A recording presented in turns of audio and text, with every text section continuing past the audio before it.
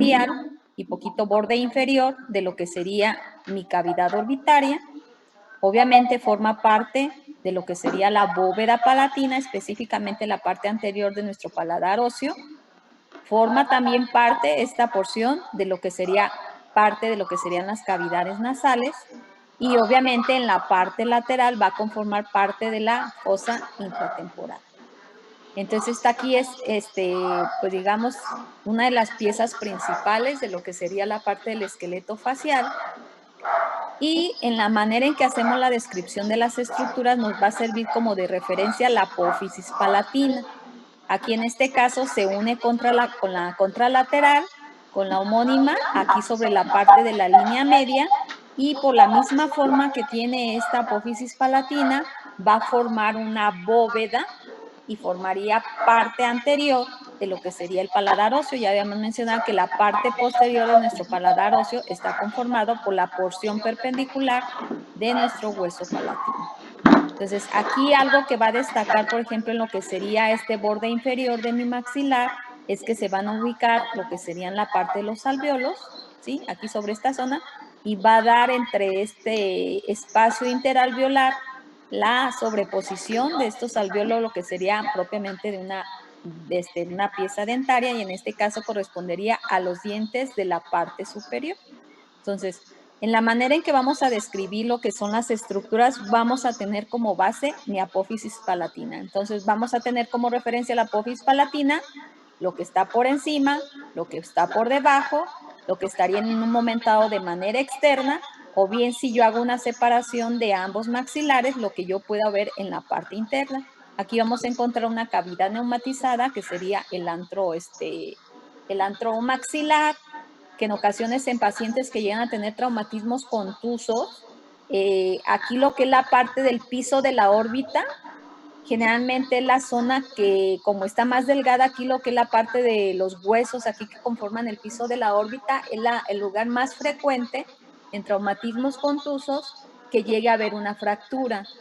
Lo que encontramos en nuestra cavidad orbitaria, obviamente encontramos nuestro globo ocular, músculos extraoculares, grasa orbitaria, y a veces llega a ser tanta la dimensión o el tamaño que tenemos de esta fractura que esa grasa orbitaria se llega a herniar debido a una pérdida de contigüidad de lo que sería el hueso, y entonces se llega a herniar, y a veces llega a ser tanta lo que se llega a herniar en relación a tejidos y demás, que también puede haber atrapamiento, en este caso del músculo recto inferior.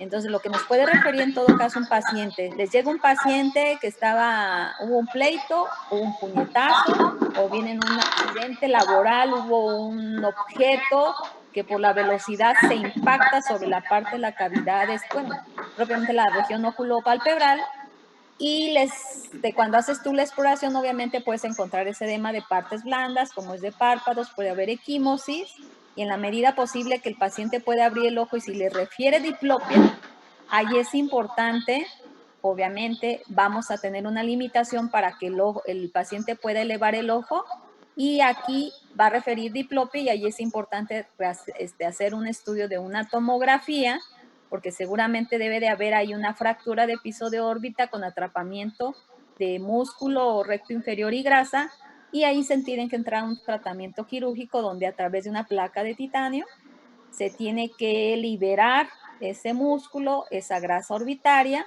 poner esa placa de titanio para poder resolver el problema, ¿sí? Entonces, de ahí que eso es importante en relación también a lo que les refiere el paciente. Entonces, aquí tenemos lo que serían las porciones de nuestro hueso maxilar. Va a tener un cuerpo, obviamente va a tener una porción aquí superior y que va a corresponder un poco a la parte de la región orbitaria en la que vamos a describir, ¿sí? Todo esto sería mi cara anterior.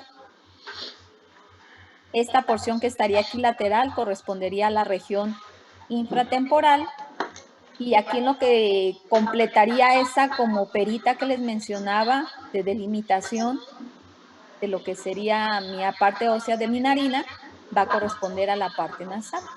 Entonces, a través aquí de lo que es la parte del cuerpo, si yo hiciera una sección de esta porción, aquí vamos a encontrar lo que sería el seno o el antro maxilar, como pueden encontrarlo en algunos lugares. Aquí, por ejemplo, esto que está aquí en verde ¿Qué estructura sería y de qué hueso, chicos? Más o menos por lo que hemos ido viendo. La ¿Qué estructura apófisis. se imaginan que? Apófisis es Estiloides y estructura sestiloides. Ajá, el estiloides, que del sería temporal. la porción del hueso temporal, ¿sí?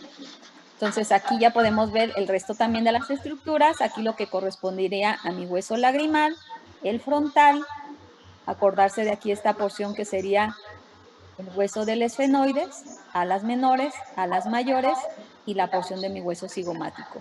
Aquí va a formar la hendidura esfenoidal superior o orbitaria superior y como aquí a través de la delimitación de los bordes de mi hueso esfenoides, de lo que es mi cigomático y lo que es aquí ya esta porción del hueso maxilar, forma la hendidura orbitaria o esfenoidal inferior. Y eso es lo que vamos a ver en el vértice, tratando de ir relacionando ya algún tipo de estructura, ¿sí? Aquí en este caso estamos seccionando y quitando porciones, en este caso de lo que serían de algunas porciones del hueso de la región superior de lo que sería la cara. Aquí yo veo, este es el vomen, este es mi hueso maxilar que yo lo estoy viendo en la parte lateral y estoy quitando la parte superior de lo que sería el hueso frontal y lo que sería el hueso cigomático. ¿Para qué? Para que me permita ver lo que va a corresponder a mi cara superior de mi hueso maxilar y que propiamente va a corresponder a lo que sería el piso de la órbita.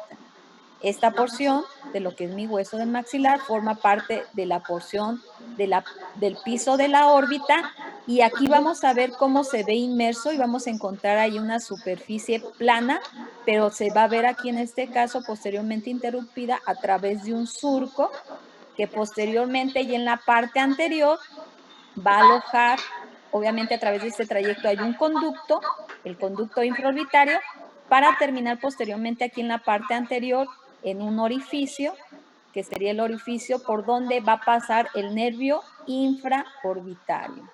En la parte de la escotadura de la órbita que vemos en el hueso frontal, ahí pasa el nervio supraorbitario. Específicamente aquí en esta parte de lo que corresponde a la cara superior de mi hueso maxilar, a través de este surco viene el músculo infraorbitario, pasa por el conducto infraorbitario y sale aquí a la parte anterior de esta región del maxilar, por donde ya va a emerger ese nervio infraorbitario. Entonces, aquí ya después vamos a delimitar propiamente lo que es el borde y prácticamente estaríamos terminando de delimitar lo que sería mi reborde orbitario a través de esta porción del hueso maxilar. Continuando con la parte todavía anterior y lateral de lo que es la parte de mi maxilar, obviamente aquí vemos cómo emerge y estaría este foramen infraorbitario.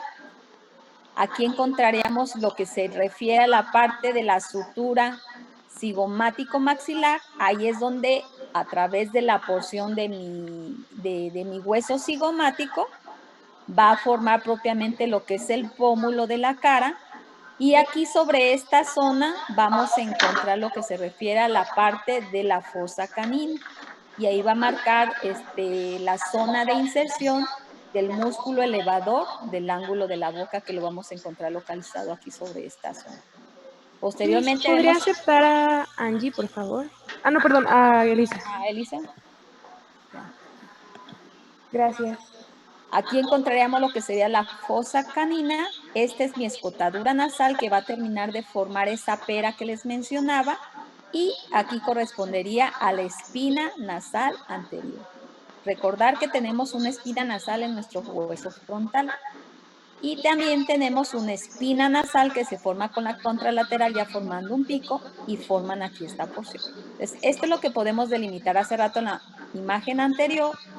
Mi cara superior de mi maxilar forma el piso de la órbita, está el surco con el conducto infraorbitario y ya propiamente en la parte anterior vamos a ver aquí lo que sería la sutura cigomático maxilar, el reborde orbitario, la salida del nervio infraorbitario, mi fosa canina y lo que sería la parte de mi escotadura nasal y la espina nasal. Entonces, esto es lo que podemos describir en la parte ósea de lo que sería mi hueso maxilar.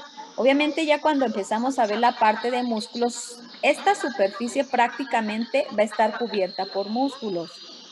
va a venir aquí sobre la parte de la porción alar del hueso del músculo nasal, van a venir aquí sobre esta parte el elevador del labio superior, después viene el del ángulo y un poquito más externos, sobre la superficie del cigomático, viene el cigomático menor y cigomático mayor. Entonces, toda esta zona va a estar recubierto por el trayecto de esos músculos que conforman después los músculos de la expresión o de la mímica.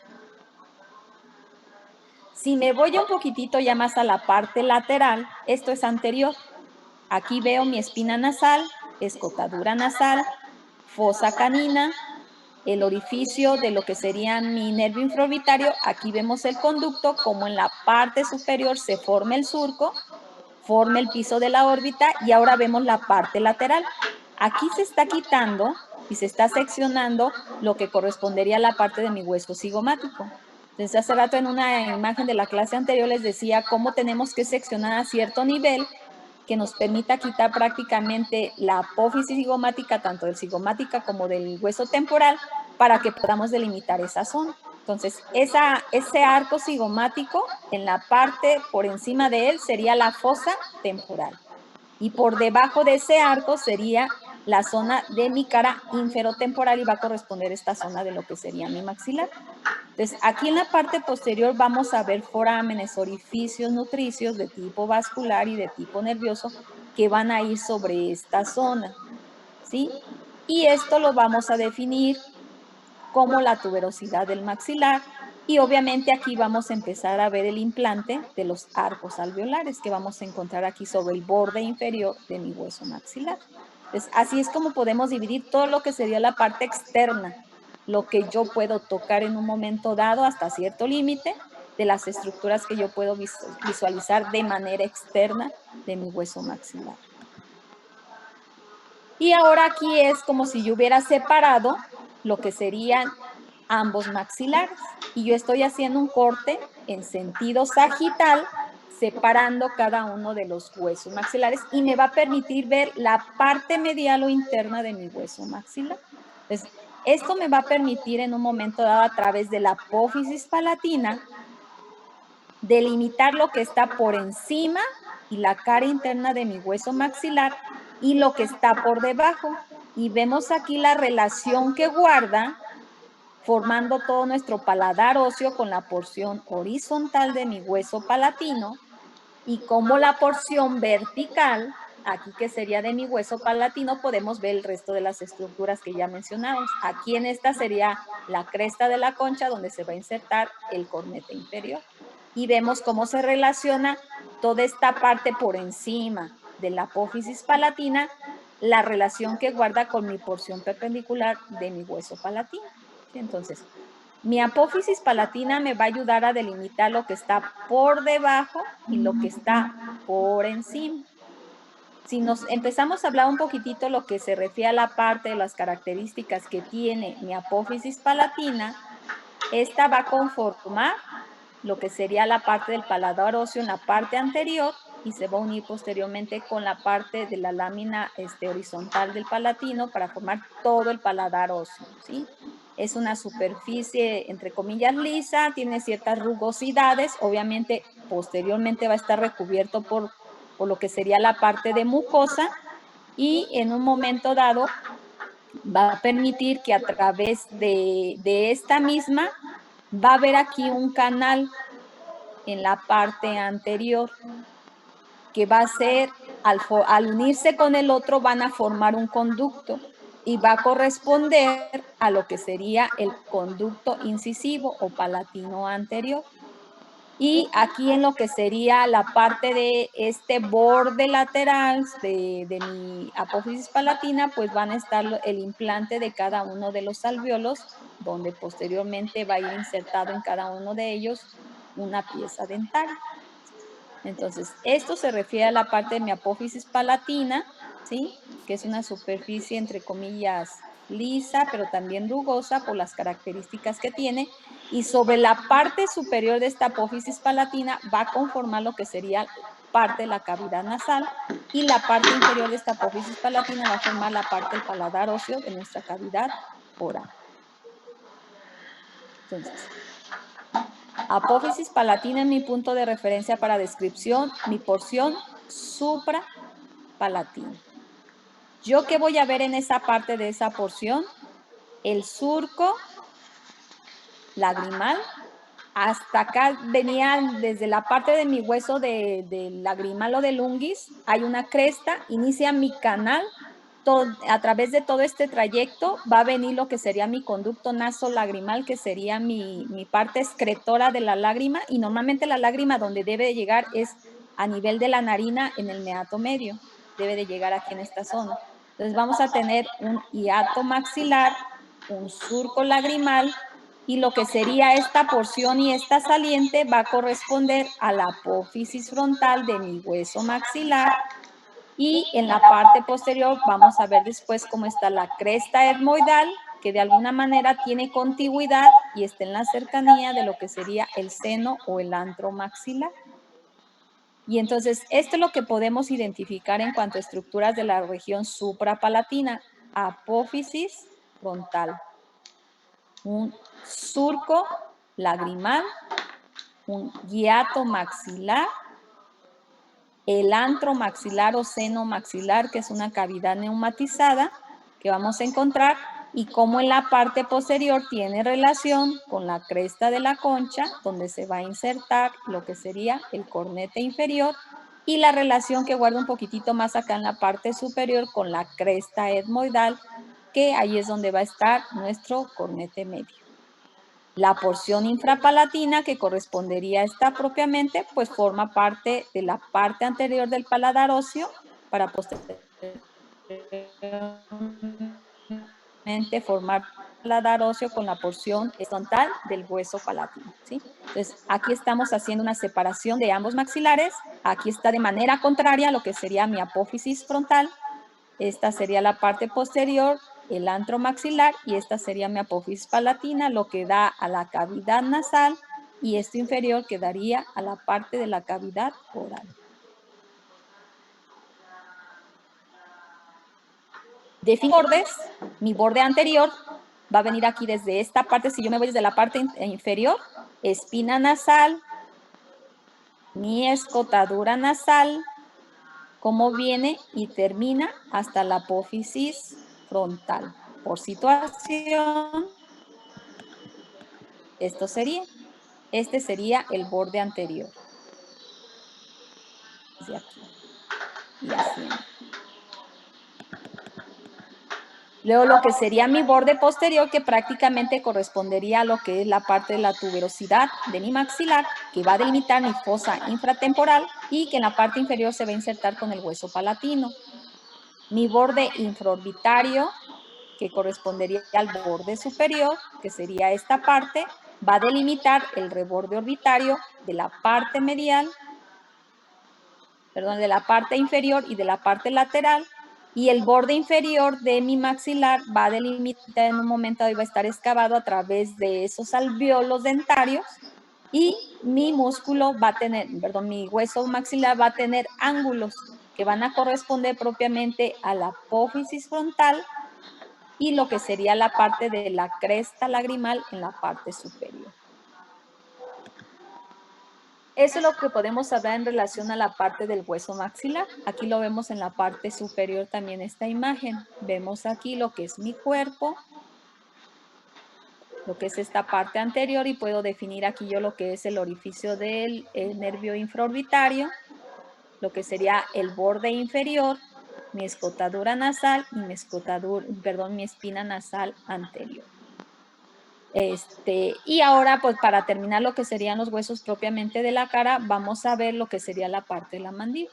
Entonces, el hueso es un hueso simétrico, es impar, está localizado en la parte inferior y sobre la parte de la línea media, en la parte inferior de lo que es propiamente nuestro macizo facial, y va a estar conformado de alguna manera con una forma de herradura, ¿sí? En donde vamos a tener un cuerpo y vamos a tener una rama. Lo que sería el cuerpo viene en sentido horizontal y lo que sería la rama va a venir en sentido vertical, y la unión de estas va a formar un ángulo. Prácticamente formaría un ángulo casi recto de 90 grados, varía un poco, ¿sí? Esta igual sería una vista lateral que estamos teniendo y como les mencionaba en algunos libros podemos encontrarlo como maxilar inferior. Entonces, lo que se refiere a la parte del cuerpo y estamos viendo lo que sería la parte externa o la cara externa de mi hueso, de lo que es la parte de mi mandíbula, sobre la parte de la línea media, esa la vamos a denominar como la sínfisis mandibular. Posteriormente vamos a empezar yéndonos de la parte de la línea media hacia la parte lateral, vamos a encontrar diferentes estructuras que vamos a definir, como sería la parte de la protuberancia mentoniana, que corresponde aquí. En algunos pacientes llega a estar un poco más prominente lo que es la parte de esa punta. ¿Se cortó el audio? ¿Sí se escucha, no? ¿O no? ¿Sí se escucha, chicos? Sí, yo sí lo escucho. Sí, doctora, ayer. ¿Ya? Bueno. Perdón, es que recién se me cortó. Se te desconectó, le quitaste el audio. Bueno, y sería aquí la parte de la sínfisis, lo que sería la parte de la protuberancia mentoniana, y obviamente en lo que sería la parte lateral vamos a encontrar, espérenme tantito, voy a atravesar con una bolsa. Sacar los ganchos. Hoy me planchan. Lo que se me olvidó sacar. Entonces veríamos ahí sobre esta misma parte del cuerpo lo que se va a referir a la parte del foramen mentoniano. Lo vamos a encontrar aquí en esta parte anterior y más o menos va a estar localizado a nivel de lo que sería el segundo premolar. Obviamente a través de esto va a haber la penetración de lo que serían nervios y vasos mentonianos.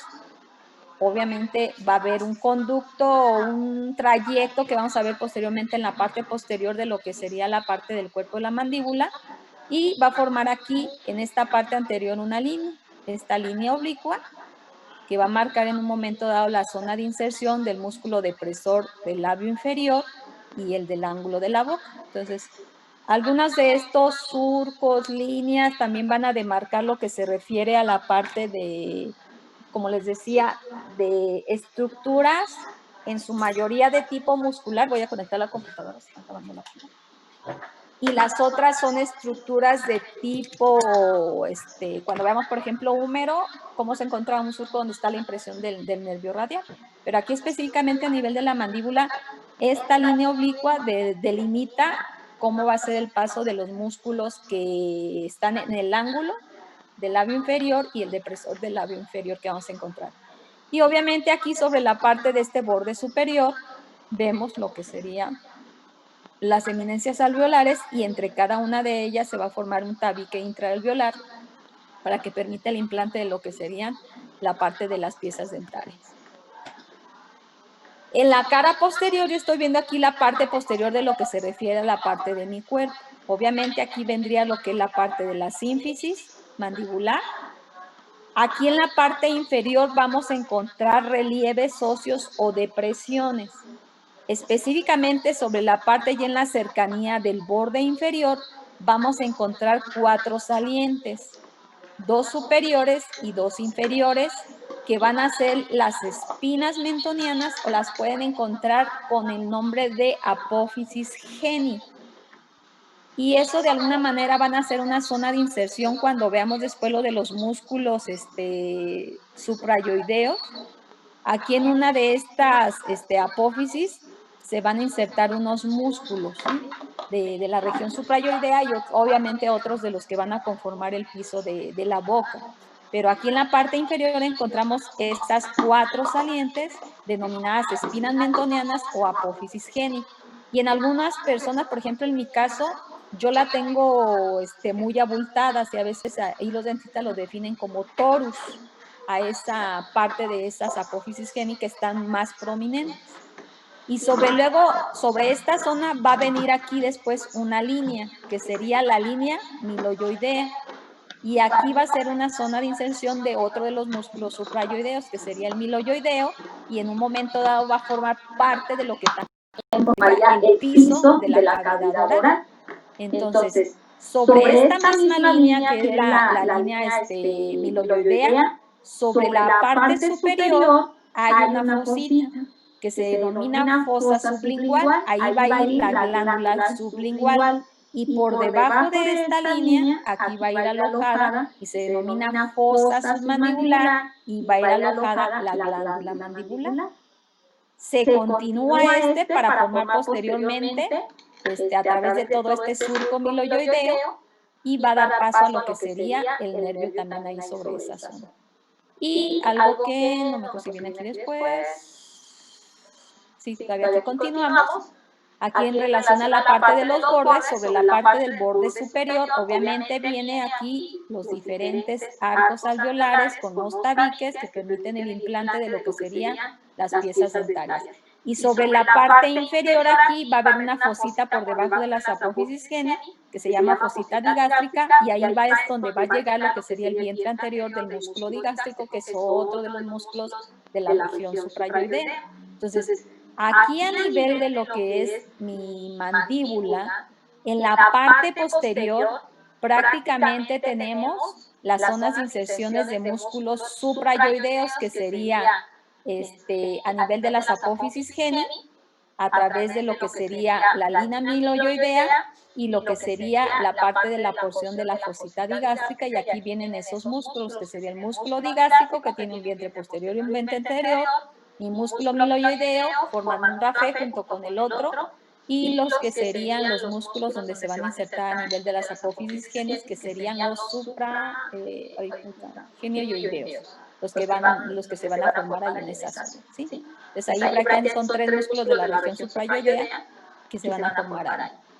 Si ya me voy posteriormente a través de lo que es la parte del cuerpo, se va a formar un ángulo a través de lo que ya correspondería a la rama. La rama de la mandíbula va a estar en sentido vertical. Y esta sería mi cara lateral o mi cara externa de mi mandíbula, de la rama de la mandíbula. Va a tener varias rugosidades porque sobre toda esta superficie va a venir la zona de inserción de uno de los músculos de la masticación, que sería el macetero, y por eso es que se forman todas esas irregularidades en cuanto a la superficie que tiene mi rama de lo que sería la mandíbula. Y ya posteriormente, cuando vemos la parte interna de lo que sería la parte de mi mandíbula, vamos a ver ahí unas salientes, pero aquí específicamente sobre el área externa vamos a ver el ángulo, la rama, y ya en la parte superior vamos a encontrar, dependiendo de la situación, otras estructuras de tipo óseo.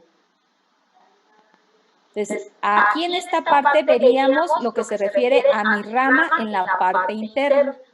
Aquí sobre esta parte va a marcar el inicio de lo que sería el arco alveolar, lo que sería mi borde superior. Mi borde inferior va a estar delimitado aquí. Ay, me regresé una anterior. Vamos acá con lo de la parte externa de lo de la rama, ¿sí? Va a tener un borde anterior que sería va a estar oblicuo y va a estar delimitado terminando aquí, en donde inician en la parte del implante alveolar. Un borde posterior que igual es liso, ahí sobre esa zona va a descansar lo que es la parte de la glándula carótida y va a terminar a nivel del ángulo. En el borde superior vamos a tener estas salientes. Una saliente anterior que tiene, aunque sea ligeramente picuda la parte de su estructura, viene un arco, una escotadura, y luego viene en la parte posterior una estructura redondeada, ¿sí?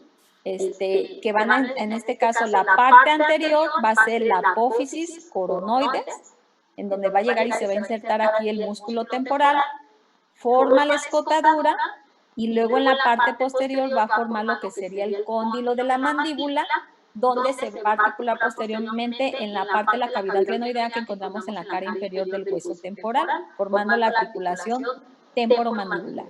Y lo que es propiamente mi borde inferior, aquí sobre esta zona, forma un ángulo junto con el cuerpo, y sería el ángulo de la mandíbula, y este es el nombre con un punto craneométrico que se denomina bone.